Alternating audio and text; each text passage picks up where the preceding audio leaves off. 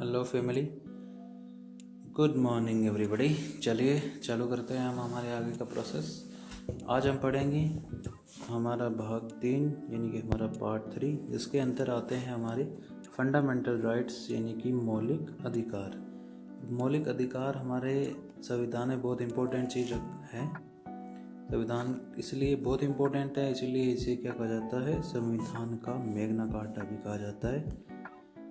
जो मौलिक अधिकार है उसमें से बहुत सारे क्वेश्चन भी आते हैं हमारे एग्जाम्स में, और ये हमारे लिए वैसे ही बहुत इंपॉर्टेंट है। इसमें से एक क्वेश्चन आता है कि ये मौलिक अधिकार जो हमें फंडामेंटल राइट्स हमें मिले हैं, ये कहाँ से मिले। तो हमने जो फंडामेंटल राइट है वो कहाँ से लिए हैं, यूएसए से लिए हैं। यूएसए से हमने कहाँ से क्या लिए हैं, फंडामेंटल राइट लिए हैं। तो ये पहले क्वेश्चन यहाँ पे बन जाता है। और संविधान का मैग्ना कार्टा क्यों कहते हैं ये भी हम आगे देखेंगे कि इतने क्या इंपॉर्टेंट है फंडामेंटल राइट जिनको हम संविधान का मैग्ना कार्टा कहते हैं। पहली चीज़ हमें याद रखनी है कि हमारे जो संविधान पे पार्ट 3 है उसके अंदर फंडामेंटल राइट आते हैं, और वो आर्टिकल 12 to 35 यानी कि 12 से 35 के मध्य होते हैं।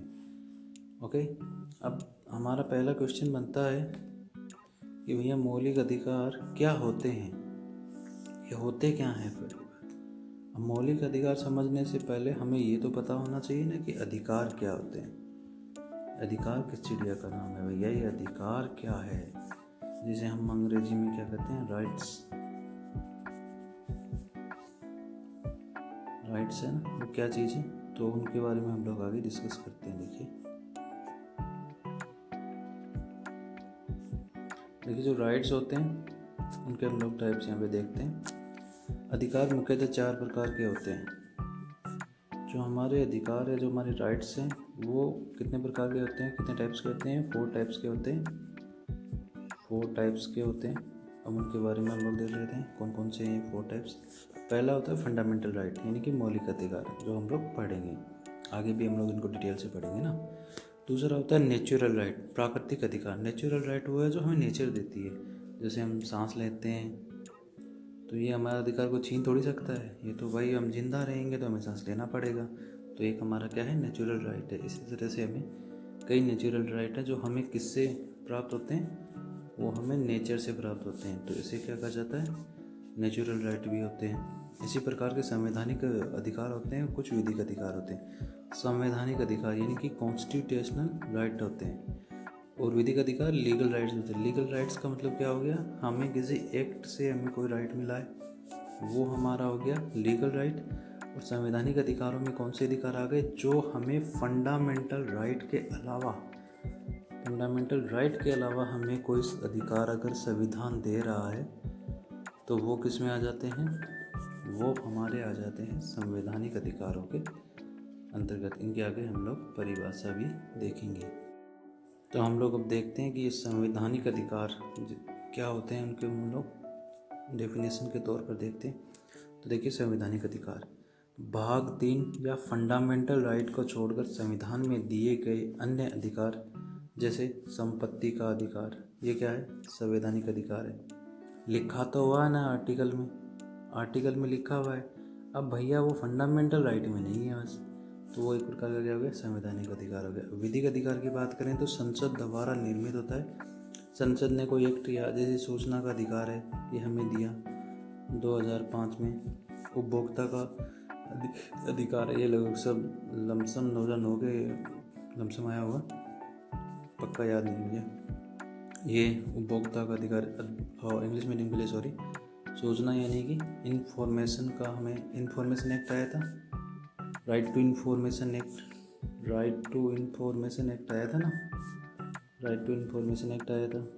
उपभोक्ता यानी कि जो कंज्यूमर को जो भी राइट्स मिले हुए हैं उन्हें क्या कहते हैं, कंज्यूमर के दिए गए अधिकार कहते हैं। तो ये सब किस में आएंगे, ये आएंगे हमारे विधिक अधिकार यानी कि किस में, हमारे लीगल राइट के अंतर्गत आते हैं। ठीक है, ये किस में आएंगे, लीगल राइट के अंतर्गत। अब हम पढ़ रहे थे फंडामेंटल राइट, अब देखिए फंडामेंटल राइट हम लोग पढ़ते हैं। अब हम यहाँ देखते हैं कि फंडामेंटल राइट है जो हमारा मौलिक अधिकार है, यह है क्या। ठीक है, मान लिए भैया इतने 4 प्रकार के आपने राइट्स बता दिए, उसमें से एक आया जो फंडामेंटल राइट है। लेकिन मौलिक अधिकारों में फंडामेंटल राइट की कुछ विशेषताएँ या कुछ कुछ तो होगा, कैसा होता है, क्या होता है, क्यों देते हैं हमें, तो इनके बारे में भी जानकारी चाहिए हमें। तो अब हम वो देखते हैं। देखिए फंडामेंटल राइट जो मौलिक अधिकार है वो किस में होते हैं, तो हम पहली जो उसकी विशेषता है वो देखते हैं कि क्यों दिए जाते हैं। तो ये राज्य के विरुद्ध नागरिकों के अधिकार होते हैं। भैया राज्य के विरुद्ध नागरिकों के अधिकार होते हैं, मतलब इस लाइन का क्या मतलब है, इसका मीनिंग क्या है कि स्टेट के पास या हमारे जो सरकार है जिसे हम कहते हैं गवर्नमेंट के पास हमारा जो संविधान है वो कुछ राइट देता है, और उन राइट को मतलब कि अभी गवर्नमेंट मनमानी करने लग जाए तो हमारे भी कुछ राइट होने चाहिए ना, कि हम लोग भी उनके खिलाफ कुछ बोल सकें। तो वो होते हैं फंडामेंटल राइट। यानी कि सरकार कुछ भी करे लेकिन आपके फंडामेंटल राइट को एक हद से ज़्यादा सीमित नहीं कर सकती, कुछ संशोधन कर सकती है कुछ विशेष परिस्थितियों में। जैसे कि इमरजेंसी की हम लोग बात करेंगे, इमरजेंसी में वो कर लगा सकती है कुछ भी क्या मतलब कुछ संविधान कुछ जो फंडामेंटल राइट है उनको सीमित कर सकती है, कुछ को सीमित कर सकती है, लेकिन पूर्णतः इनसे वंचित नहीं कर सकती। ओके, तो इसलिए इसे क्या कहा जाता है, राज्य के विरुद्ध नागरिकों के अधिकार कौन से होते हैं, तो फंडामेंटल राइट। अभी इसका क्वेश्चन भी बन जाएगी, राज्य के विरुद्ध नागरिकों के अधिकार होते हैं DPSP, fundamental right, fundamental duties, और एक अभी और कोई ऑप्शन लगा देगा मतलब, तो ये ऐसे क्वेश्चन भी बनाए जा सकते हैं, तो इसलिए हम लोग पढ़ते हैं। दूसरी चीज़, सरकार के लिए बाध्यकारी होते हैं, यानी जो गवर्नमेंट है ना, गवर्नमेंट को फंडामेंटल राइट देना कंपलसरी है, एब्सोल्यूट है, उनको देनी पड़ेंगी। वो उसके लिए क्या है, बाध्यकारी हैं, उनको देनी पड़ेंगी। वो एक दो अधिकारों को सीमित कर सकते हैं या फिर कोई विशेष परिस्थिति में वो हटा सकते हैं या सीमित कर सकते हैं, लेकिन उनको फंडामेंटल राइट देने पड़ेंगे क्योंकि ये सरकार के लिए बाध्यकारी होते हैं। ये है। चलिए हम इसकी आगे और वो देखते हैं विशेषताएं। ये परिवर्तनीय होते हैं, इन्फोर्सेबल होते हैं। इन्फोर्स करना मतलब कि लागू करना, ये लागू करने वाले होते हैं, इन्फोर्सेबल होते हैं। और वाद योग्य यानी कि जस्टिफेबल होते हैं। जस्टिफेबल मतलब कि आप सुप्रीम कोर्ट में और हाई कोर्ट में जा सकते हैं इन के खिलाफ। सुप्रीम कोर्ट आर्टिकल 32 के अनुसार देता है, और अभी आगे पढ़ेंगे कि हाई कोर्ट कितने के अनुसार हमें देता है, इसके बारे में पढ़ेंगे। जो आर्टिकल 32 है ना उसके अंतर्गत लिखा हुआ है ना, तो हम लोग सुप्रीम कोर्ट हाई कोर्ट में इसमें जा सकते हैं। तो ये क्या होते हैं, परिवर्तनीय होते हैं और वाद योग्य होते हैं। हमारा जो फंडामेंटल राइट है वो आंतरिक यानी कि एब्सोल्यूट नहीं होते, यानी कि परिवर्तन किया जा सकता है। पहले क्या होता था, फंडामेंटल राइट में परिवर्तन नहीं किया जा सकता, लेकिन अब कहा गया है कि जो फंडामेंटल राइट है वो एब्सोल्यूट नहीं होते हैं, उन्हें परिवर्तन किया जा सकता है। फंडामेंटल राइट में परिवर्तन भैया किया जा सकता है, ठीक है। फंडामेंटल राइट व्यक्ति का नैतिक, आध्यात्मिक और मानसिक भौतिक विकास करते हैं। क्या है जी फंडामेंटल राइट, ठीक है आपने बोल दिया कितना चाहिए, ये चाहिए वो चाहिए, लेकिन फंडामेंटल राइट है क्या, क्यों ज़रूरी है हमारे लिए, इनकी आवश्यकताओं यानी कि इनका क्या इम्पोर्टेंस है, वो हम लोग अगर देखें तो क्यों ज़रूरी है, क्योंकि फंडामेंटल राइट व्यक्ति का नैतिक, आध्यात्मिक, मानसिक, भौतिक यानी कि हमारा जो फुल डेवलपमेंट है वो उस किस पे डिपेंड कर रहा है, फंडामेंटल राइट पे डिपेंड कर रहा है। इसलिए ये क्या होते हैं, बहुत इम्पोर्टेंट है हमारे लिए, ठीक है। फिर देखते हैं आगे, फंडामेंटल राइट पर युक्त निर्बंधन लगाए जा सकते हैं, मतलब कि इनको सीमित कर सकते हैं, लेकिन वो युक्त हैं, मतलब कि ऐसे नहीं कि सब कुछ ही बंद कर दोगे तुम, ऐसे नहीं चलेगा। कुछ लिमिट है जहाँ तक आप इसे सीमित कर सकते हैं, यानी युक्त निर्बंधन लगाए जा सकते हैं। फंडामेंटल राइट में परिवर्तन या संशोधन किया जा सकता है, यानी संशोधन भी हो सकता है जी, फंडामेंटल राइट में परिवर्तन और संशोधन किया जा सकता है।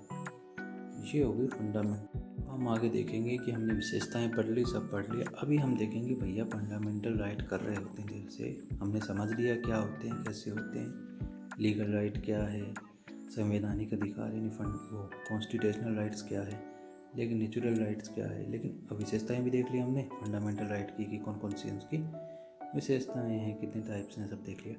लेकिन अभी ये बताइए इनकी संख्या कितनी है। तो फंडामेंटल राइट की संख्या पहले थी 7, वर्तमान में कितनी है, 6 है। कैसे है वो हम देखते हैं। देखो फंडामेंटल राइट की संख्या है, फंडामेंटल राइट पहले 7 थे और वर्तमान में 6 हैं। 6 कैसे हो गए, एक कहाँ चला गया, तो वो देखते हैं। देखिए 44 CAA यानी कि कॉन्स्टिट्यूशनल अमेंडमेंट एक्ट, यानी एक अमेंडमेंट हुआ और एक्ट बना 1978 में हुआ। और संपत्ति का अधिकार यानी राइट टू प्रॉपर्टी का अधिकार है ना, राइट टू प्रॉपर्टी RTP को एक लीगल राइट बनाया गया, लीगल राइट बना दिया गया। तो वो क्या हो गया, अब वो फंडामेंटल राइट नहीं रहा, वो क्या हो गया, लीगल राइट हो गया। यह हुआ कब से, 44वां संविधान संशोधन अधिनियम 1978 के बाद में ये हुआ। अभी हमारे पास फंडामेंटल राइट कितने बच गए हैं, 6। पहले कितने थे, 7। कौन से संशोधन से हुआ है, 44वां संविधान संशोधन 1978 से। इसको क्या बना दिया गया है, लीगल राइट। अभी ये संविधान में तो है, आर्टिकल शायद ये 300 का में है ना, आर्टिकल 300 का में है, 300A बोल सकते हैं उसको, 300A क्या बोल दो, ए बोल दो, एक ही तो बात है। आर्टिकल 300 में है ये, तो लीगल राइट है, और आर्टिकल 300A में है, ठीक है। लेकिन वो क्या नहीं है, फंडामेंटल राइट नहीं है। ओके, चलिए अब हम देखते हैं ये फंडामेंटल राइट जो 6 हैं ये कौन कौन से हैं। तो हम देखते हैं। देखिए पहला हमारा जो फंडामेंटल राइट है वो है समानता का अधिकार। समानता यानी कि इक्वेलिटी का अधिकार है, सबको समान नज़र से देखना है। तो ये हमारे आर्टिकल 14 to 18 में है। हम आगे इनको एक एक वीडियो में आगे बाद में जब ये पार्ट्स हमारे पूरे हो जाएंगे ना, तो हम इन सब को डिटेल में पढ़ेंगे एक एक वीडियो में। अभी हम इसको एक इंट्रो के तौर पर देख लेते हैं कि हमारे कौन कौन से हैं जो फंडामेंटल राइट है और कौन कौन से आर्टिकल्स में इनका दिया गया है। सॉरी, दूसरा हमारा है स्वतंत्रता का अधिकार यानी कि फ्रीडम का राइट, जो आर्टिकल 19 to 22 में है। तीसरा है शोषण के विरुद्ध अधिकार। शोषण के विरुद्ध अधिकार यानी कि कोई एक्सप्लॉयटेशन करता है, कोई आपका शोषण करता है, उसके विरुद्ध आपको अधिकार दिए गए हैं, वो आर्टिकल 23 से 24 में है। धार्मिक स्वतंत्रता का अधिकार यानी फ्रीडम ऑफ रिलीजन का हमारा जो हमें अधिकार या राइट है, फंडामेंटल राइट है, वो कौन से आर्टिकल में, आर्टिकल 25 to 28 में है।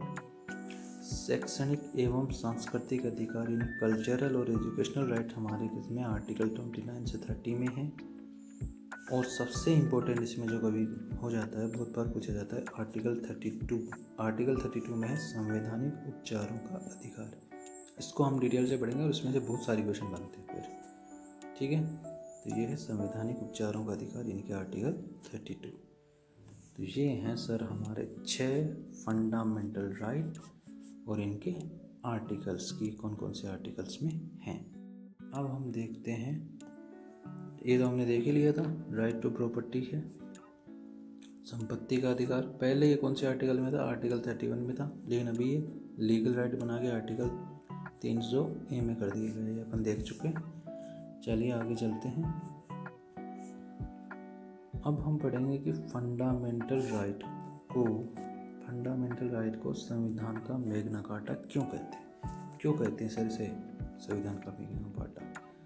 तो ये क्या है कि जो हमारा आर्टिकल है ना 32, उसके बारे में कुछ जानकारी है और इसको डिटेल में हम नेक्स्ट वीडियोज़ में जब हम ये पार्ट्स वाला काम पूरा कर लेंगे ना, तो उसके बाद में पढ़ेंगे। ओके, चलिए देखिए फंडामेंटल राइट या मौलिक अधिकारों को संविधान का मैग्ना कार्टा कहते हैं। और आर्टिकल 32 संवैधानिक उपचारों का अधिकार है। संवैधानिक उपचारों का यानी कि रेमेडीज देता है, हमारे संवैधानिक उपचारों का अधिकार है। कोई भी दिक्कत आएगी तो उपचार कर लेगा, क्योंकि यह मौलिक अधिकारों के शोषण के विरुद्ध अधिकार प्रदान करता है, यानी कि मौलिक अधिकारों का हनन नहीं होने देता है। इसलिए इसे क्या कहते हैं, संविधान का मैग्ना कार्टा कहते हैं। इसलिए फंडामेंटल राइट को मैग्ना कार्टा कहते हैं क्योंकि हमें एक तो ये स्टेट के विरुद्ध शक्ति देता है कि स्टेट हमारा शोषण ना कर सके। मान लीजिए स्टेट करे तो हम लोग क्या करें, तो हमें ये जो आर्टिकल 32 है ये भी क्या करता है, शोषण के विरुद्ध अधिकार देता है, संवैधानिक उपचारों का अधिकार देता है। ठीक है, तो इसलिए संविधान का क्या हो गया है, मैग्ना कार्टा हो गया। अब इसमें क्या होता है, सुप्रीम कोर्ट में अपील हम लोग आर्टिकल 32 के अनुसार कर सकते हैं और हाई कोर्ट में अगर फंडामेंटल राइट में लिए जाएंगे तो आर्टिकल 226 के अनुसार हम लोग जा सकते हैं। अब जब हम लोग आर्टिकल 32 पढ़ेंगे ना डिटेल में, तो वहाँ पे आएगा रिट्स।